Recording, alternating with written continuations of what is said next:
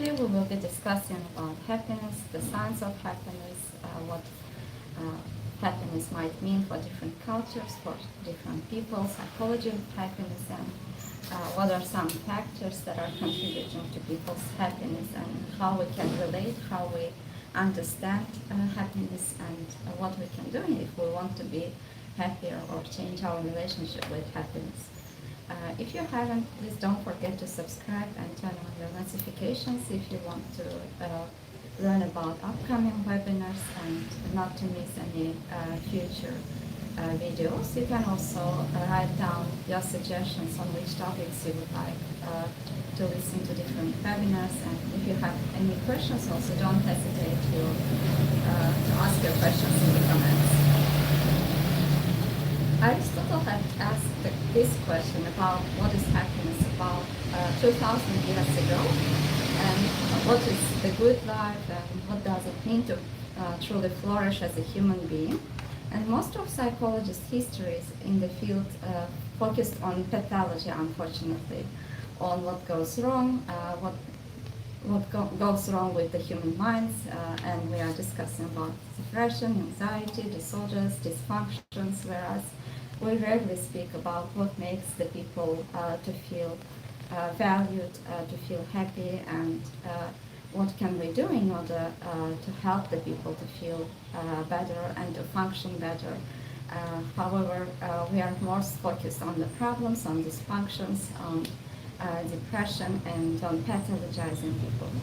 In 1998, Martin Seligman, as president of American Psychological Association, called for something different, and he started a science of what goes right, and started to focus on how we can shift our attention on what goes right and what can be some consequences of it. And there was conducted a systematic study of human flourishing, and he called it as positive psychology. And today we will be looking at what 25 years of positive psychology research has found, and some of it confirms ancient wisdom, and some of it is surprising, and all of that can be used, and this wisdom can be carried into our daily lives to help us to see our problems or challenges from different perspectives, and also to notice what goes wrong, right, and how we can contribute this into our well-being. And we will be also discussing some strategies from acceptance commitment therapy, social focused brief therapy, to help us to notice our thoughts, feelings, and how we may use them, or how we can change relationship with our thoughts and feelings if we want to feel better and to notice what's going right in our lives. So what happiness actually is, and what are some important distinctions? There are two types of happiness that were found according to studies. The first of them is hedonic treatment, why external achievements don't deliver lasting happiness. And there is Seligman's PERMA model, and we will also be discussing about what the research consistently shows predicts well-being, what are some factors that contribute for well-being, and common happiness myths debunked, and 4 different tools and strategies that you can use in your daily life. So what is actually happiness? There are 2 types of happiness, the hedonic and eudaimonic happiness. And so according to philosophy and psychological branches, there are 2 fundamentally different concepts of happiness. The first one is hedonic well-being, which means feeling good, and which includes positive emotions, pleasure, absence of pain, and what most people mean when they say, I just want to be happy. And the second type of happiness is eudaimonic well-being, which means living well, flourishing, having meaning, purpose, virtue, authentic self-expression, and with what also Aristotle has called as eudaimonia. And research by Carrot Reef and Richard Ryan and others shows that both of these factors and types of happiness matter, they are important, but they predict different outcomes. While hedonic well-being is strongly linked with subjective life satisfaction and some factors that are not always possible to change. For instance, if a person has considerable health problems, sometimes it's not possible to control those symptoms. People, for instance, who are experiencing chronic pain, maybe there is not much things that they can do about it, or people who, like, there are some certain things in life that you cannot control, and when they are lacking, like, there is not much we can do about it. But when we come to eudaimonia well-being, it's more strongly linked with long-term mental and physical health, resilience, and a sense of life that is meaningful. Because if we even cannot control the circumstances or some factors, we can always change our relationship to how we relate to these factors and what meaning we create from them. And depending on it, like, these factors can be changed, and you can develop new perspectives, new meaning for you. And even if you cannot control some circumstances and some factors, you can always change your relationship, and this can decrease suffering or can increase your happiness. So what does it mean in implication? Bursting on the hedonic happiness, feeling good, often undermines both, but pursuit of meaning, even when it involves difficulties, challenges, suffering, tends to produce both. So even if we have perfect conditions that relate to the first group, and if we don't have any meaning, like, happiness will not be maintained, it won't be stable. However, when we are aware of both types of happiness, and when we constantly try to develop new perspectives to understand better, this can bring more lasting happiness. And what are some happiness set points? One of the most important findings in positive psychology is that happiness is not completely determined by luck, but it's not also completely under our control either. So there is a kind of balance. There are certain things that we can control and certain things that we cannot control. And twin studies conducted by David Licken and Oak Tellegen found that approximately 50% of individual differences in subjective well-being are linked to genetic factors. And this is something also called as happiness set point. And in other words, after a major positive or negative life events, people often gradually return toward a relatively stable emotional baseline. So for instance, imagine if somebody has experienced a lot of luck in their life and they were extremely happy. After a certain time, they come back into a baseline. For instance, according to research, people who have won lotteries and their financial stability has considerably increased. After a certain time, they came back into their previous levels of happiness. And on the contrary, people who were who had severe damage after accidents, after some time they also came back into their levels of happiness. So this statistics means that no matter what's happening in people's lives, there is a kind of genetic predisposition which is equal around roughly 50%, and this is something is generally not changed, and people are returning back to their previous levels of happiness.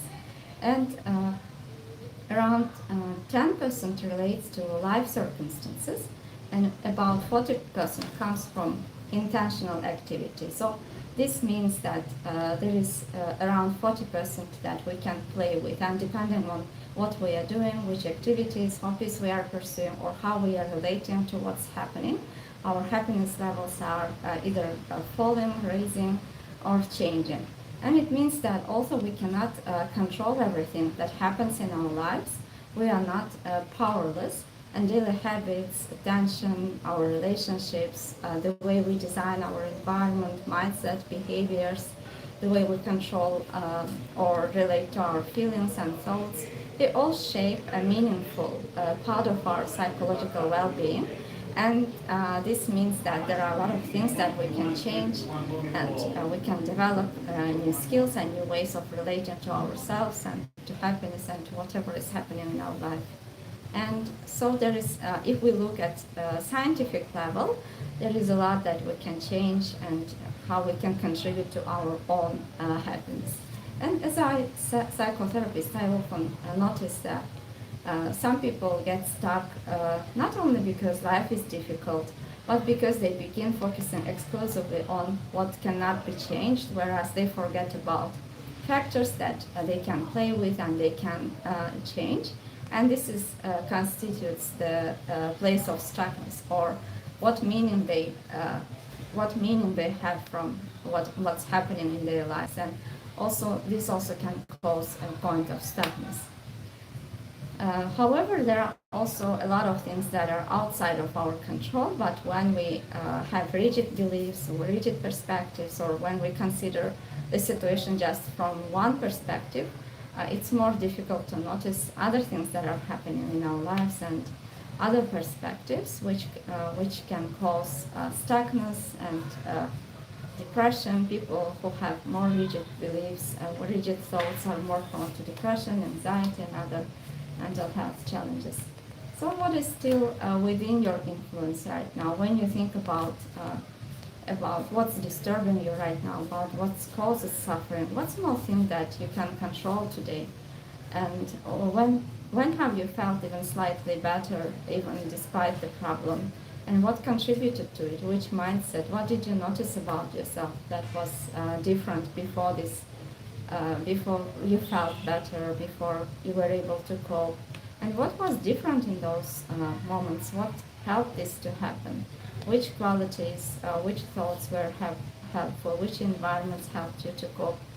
And what tends to help you to feel emotionally grounded, to stay calm, to feel happier? And what have you stopped you doing that once helped you to feel alive? And if things were slowly improving, what would be the very first sign that you are feeling better, you are feeling happier, even if the problems that you have today were still present? So problems are rarely happening at the exactly same intensity all the time. And there are always exceptions, moments of relief when you feel better, moments when you feel your strength, moments when you feel confident, or even if a problem is not changing, there are times when you relate to the problems differently, and when you can relax, when you can rest. So what's happening during those moments? What exactly causes this relief, this happiness? And what exactly helps you to cope? And sometimes change begins not by changing everything, but noticing and expanding those moments of relief, happiness.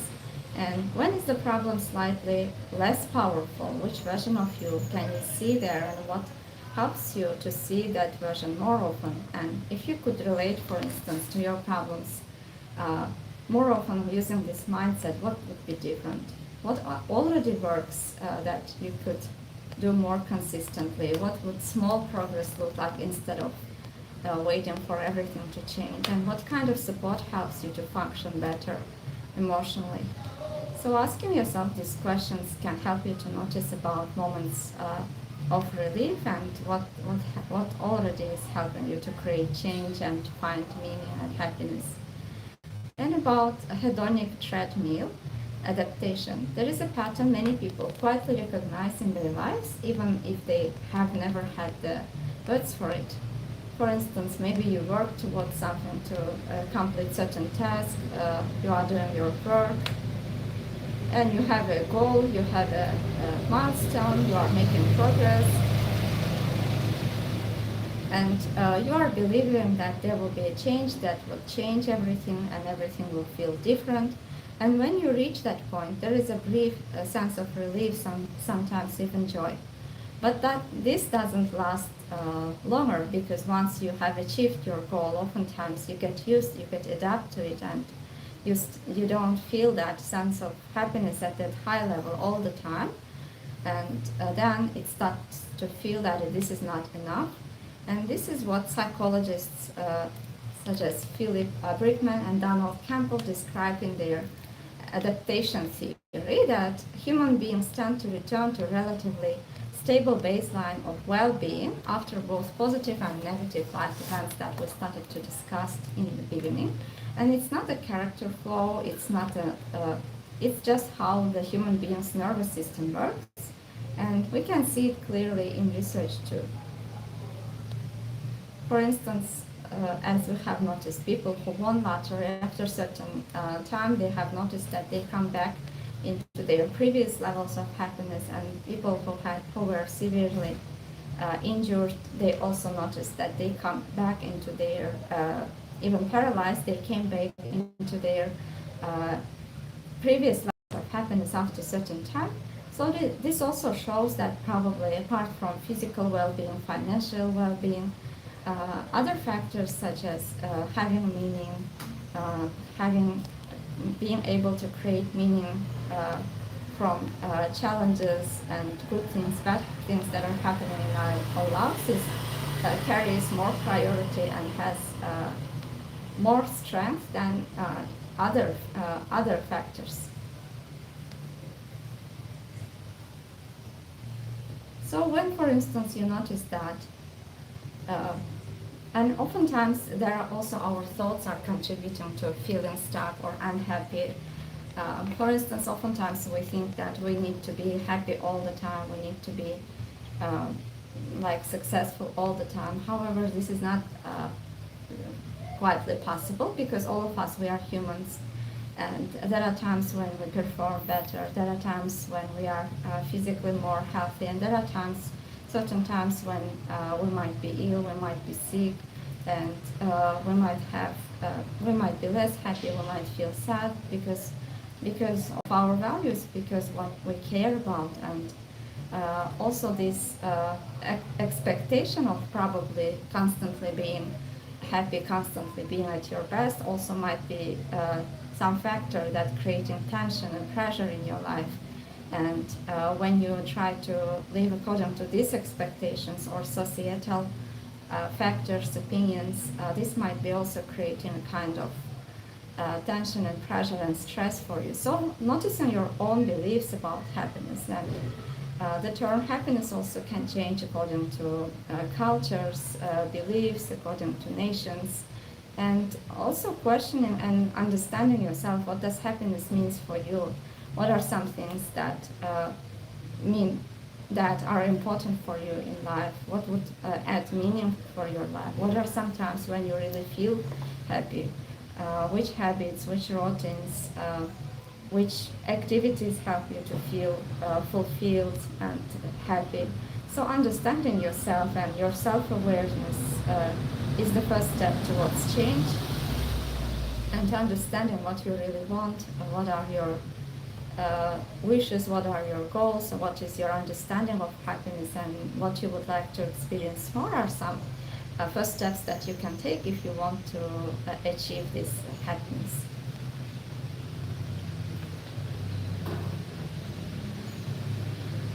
And oftentimes we also constantly wait for everything to be perfect, and we are saying there are certain things that need to happen for me to feel okay. Maybe we want to have perfect health, when maybe we are waiting to have perfect financial situation. However, this is not always the case, and there are a lot of challenges in every person's life. And also asking yourself, like, for instance, if you want to be more financially stable, or if you want more financial stability, let's say if this is your goal, what exactly you want behind, underneath that financial stability? For everyone, the answers would differ. For certain people, this means more freedom. For certain people, this means being able to express your opinion, or being able to be confident, or maybe you feel safer when your financial situation is better, right? So trying to understand yourself, what exactly that you are searching for. And oftentimes, I noticed that during the sessions, people realize that their initial goal is not actually what they want, and there are other things that they can do or change in order to achieve that version of them that they are missing, or they are craving for, or they are trying to achieve. For instance, if they are trying to achieve a sense of safety, if they want to feel more confident, there can be other factors that they can use, or other activities, hobbies they can pursue, or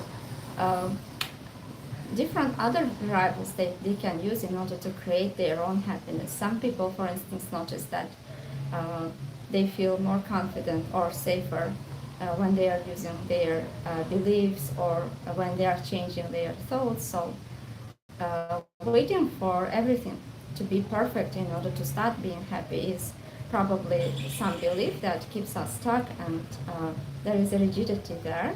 And when we expand these thoughts, and when we start to see the situation from broader perspectives, we oftentimes notice that there are a lot of other things that we can try, and we can increase our happiness even before everything starts to be perfect. And also, if you were not, for instance, trying to fix every feeling, to make everything perfect, could you make some space for your feelings for a moment? And what is this feeling trying to get me to do? And oftentimes when we start to see our feelings with curiosity, there are a lot of keys and insights we can find from there about ourselves, about what's important for us, what we value, what's really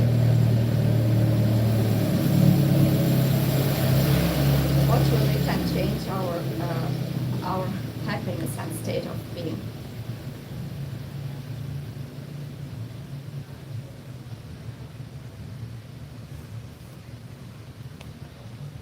And there are also a lot of research that was conducted about levels of people's happiness and their financial situation.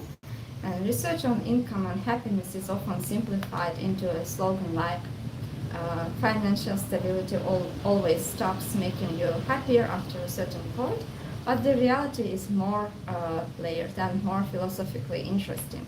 According to Daniel Kahneman and Angus Deaton's research in 2010, found that that after a certain amount, financial income stopped significantly improving day-to-day emotional well-being. In other words, people didn't feel more joy, calm, or emotional ease, even if they were having a very good financial situation. So what does it say for us that financial stability is not always the factor that is considerably increasing happiness, and there are other factors in play that impact life satisfaction and emotional well-being. And according to another research conducted by Matthew Killingsworth in 2021, large-scale experience sampling study added some details to the research, and they found that more continuous relationship with higher income is still associated with higher happiness, even beyond that threshold, but the effect is relatively small, and it seems to be driven less by financial situation itself, but more what financial situation creates, what opportunities financial situation creates for other people. And it also included a sense of control, reduced stress, and greater freedom of choices. That's what we've been discussing so far, that even if financial situation is important, it creates more opportunities and opens more doors towards other factors that are important for us, such as safety, freedom, decreasing stress. And finances is not directly producing happiness in a simple way. It's changing your relationship to time, stress, and autonomy. And these factors, such as freedom, safety, flexibility, are psychologically powerful, and there are also other ways to increase these variables and these factors apart from financial situation. So we shift more towards what does a meaningful life look like for me, independent of constant increase? What are some things that create a meaning into your life? When do you feel the most happy? What are some sources of happiness for you? What are some times when you felt the happiest in the past? Which factors were contributing to it?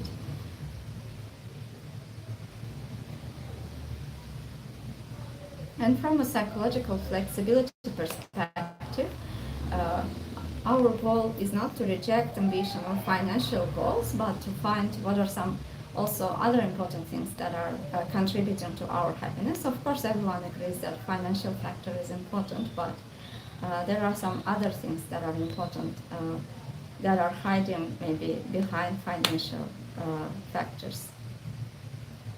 And there's a PERMA model, PERMA framework that was developed by Martin Seligman.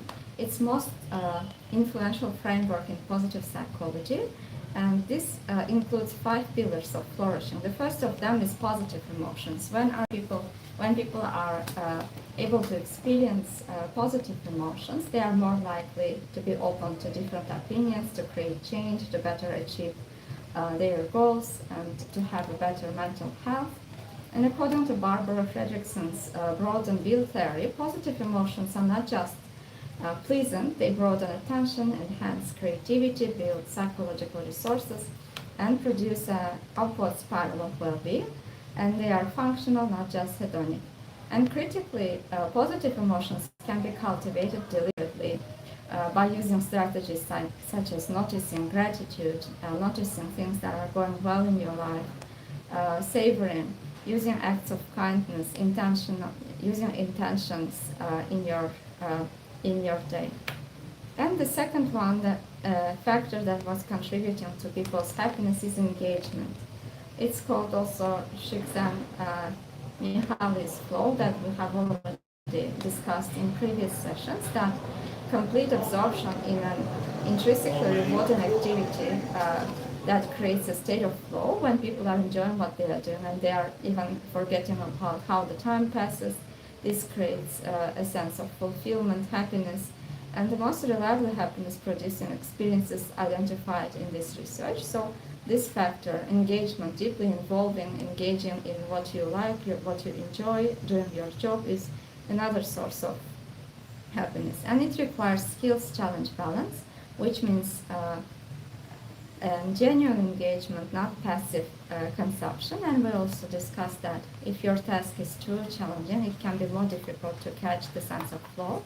And if your task is too easy, you also might feel bored, and this might cause anxiety, and you might want to quit the task or to procrastinate, to avoid. Therefore, there were a lot of factors that were contributing to engaging with the state of flow and to finding the state of flow.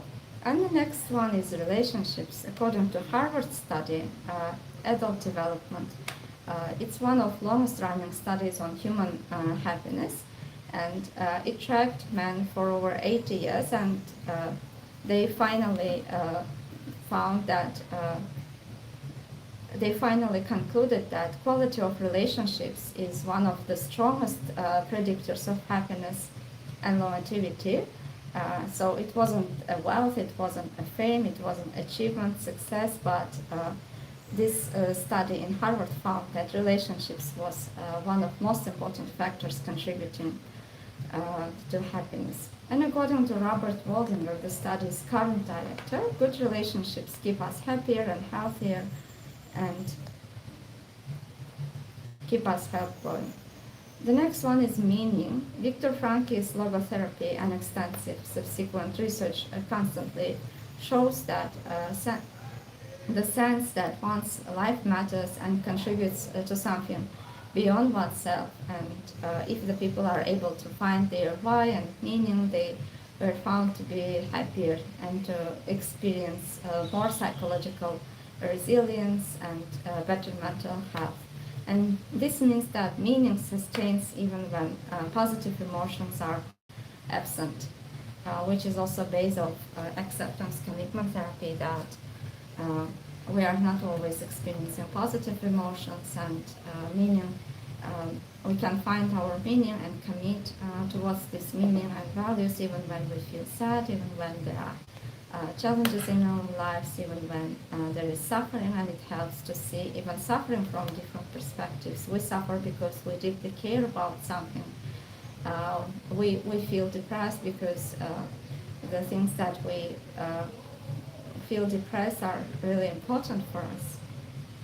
And the last source of happiness was found as accomplishment, the sense of effectiveness and mastery. Achieving goals for the sake of achievement itself contributes to well-being independently of the positive emotions produced, and self-efficacy and competence are intrinsic human needs. And we have already discussed in previous sessions how we can increase the sense of self-efficacy and how we can increase the sense of accomplishment by dividing our tasks into smaller pieces and setting small goals every day.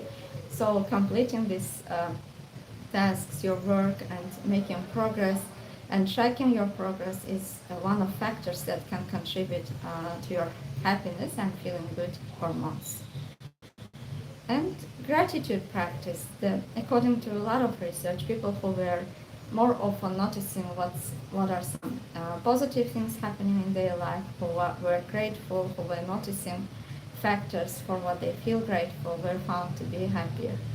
And Robert Emmons and Michael McCullough's research, people who wrote about things they were grateful for weekly, showed significantly higher well-being and better mental health than those who didn't write.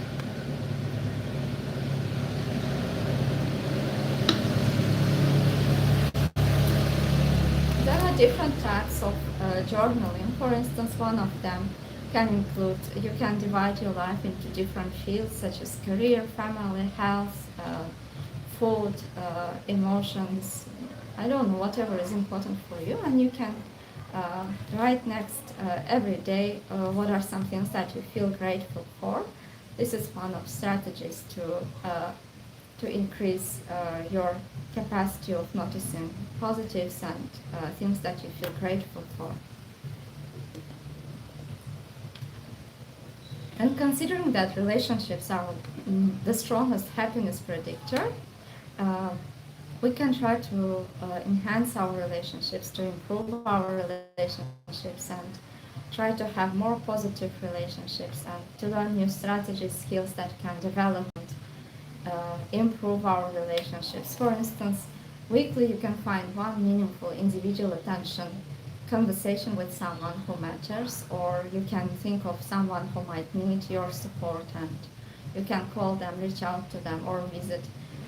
For instance, here for the students, they are visiting people who need help, elderly people, they are supporting, visiting some dormitories, or seeing also different people from different perspectives who really need help, support, is another factor that can contribute to your happiness. And also expressing your appreciation for things that people are doing for you. According to research by Nathaniel Lambert, this showed that expressing gratitude to others improves the relationship and well-being of both people who are expressing gratitude and those who are receiving gratitude. And meaning mapping practice. For each major area of your life, write down what's really important for you. What does the connect to something larger than myself means in each field? And what are you contributing? Who benefits from your contribution? How does this express your values? And for areas where meaning is absent, you can try to ask, can I craft this role to include more meaning? For instance, if some activities or tasks or your job seems boring or exhausting, you can ask, how can you add meaning into your life? How you can engage with it more? According to research by Amy Wisniewski, shows that even people in identical jobs have different levels of well-being, happiness, and mental well-being based on whether they see their work as a job or career or calling. And calling orientation, when people are able to attach meaning that they have towards their work, They see the work as meaningful and contributing, and this produces significantly higher levels of well-being and better mental health. And the last tool that we will be mentioning is the savoring practice. According to Brian's savoring research, deliberately attending to and appreciating experiences rather than letting them pass automatically was found significantly increase positive emotion and well-being. So in order to be able to savor, you need to slow down, notice sensory details, share the experience with others when possible, and express appreciation verbally or in writing, and take a mental photograph of it, trying to remember those moments and deliberately encoding the positive experience in memory. And we have already shared it before that human mind is not very good at distinguishing whether this positive thing is happening in real life or it's just your thoughts. So you can return anytime when you wish into these positive moments if you will be able to remember those moments, and this can also positively impact your mood, your environment, your energy, and you can make use of it and use it as a factor that would contribute to your happiness in the future. And there were some questions you asked before. Can you be happy during depression? It's an important question. Depression, if it's clinically, if a person is diagnosed with depression, involves disruption of the pleasure and reward system, making positive emotion difficult to access, and positive psychology interventions can be helpful supplementers to treatment, but if the person is severely depressed, it's important to refer to a psychiatrist, a family doctor, and in some cases they might decide that using medications might benefit the person, but it's normal that people who are having depression symptoms, for them it's more difficult to experience positive emotions, to see the situations from positive perspectives, because they have more negative thinking and noticing more negativities. So psychotherapy can considerably support the people who are depressed, and different strategies such as acceptance commitment therapy, solution focused brief therapy, positive therapy, CBT can help to support the person to heal and to change the chemistry of their brains. So we have discussed about a lot of strategies that you can use if you want to increase your happiness, to understand what really creates meaning in your life, and how you can play with these factors if you want to be happier, if you want to contribute to your happiness and well-being. I hope this session was useful for you. If you find it useful, don't forget to subscribe and share it with the people who might benefit from it. Take good care of yourself, and see you in the next sessions again. Bye.